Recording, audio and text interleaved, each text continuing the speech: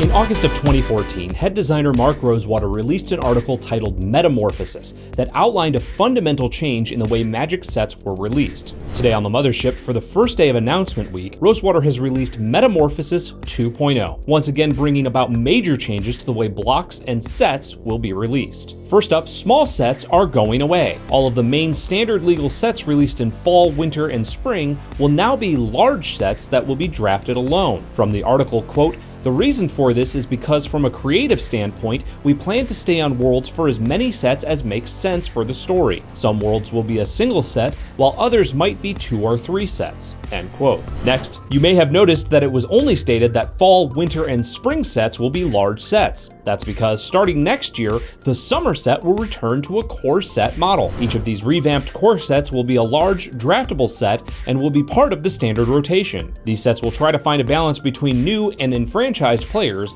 and will consist of roughly 50% reprints and 50% new cards. They will also integrate with some of the new player products, such as Planeswalker decks, Deck Builder's toolkits, and sample decks, but it was not explained how exactly this would work.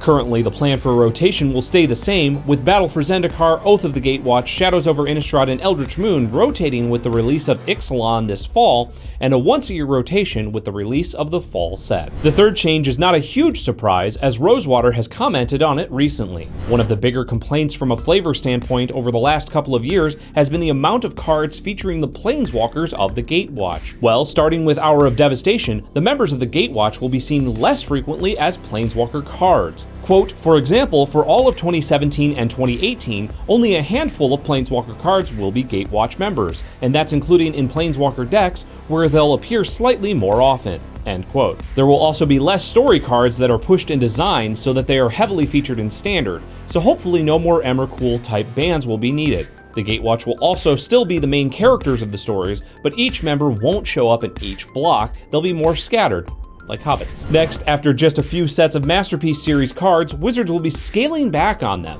There was a feeling that the quality was going down with each subsequent set, and so Hour of Devastation will be the last set with regular Masterpieces. Ixalan block will not contain any Masterpieces, but we may see them again in the future, just not as often. Finally, Rosewater rounded out the article by talking a bit about the new play design team in R&D. The team will focus on the tournament play environment, mainly Standard, Draft, and Sealed. They will be involved from the concept stage through the final development steps, helping to make sure that tournament Magic is balanced and fun. What do you think of the new changes? Are there going to be too many cards in Standard with the move to all large sets? Are you sad to see less Gatewatch?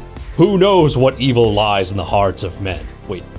That's our show for today, June 12th. Make sure to like and subscribe to our channel to keep up with all the latest Magic news and strategy. I'm Jeremy Knoll, and this has been Split Second.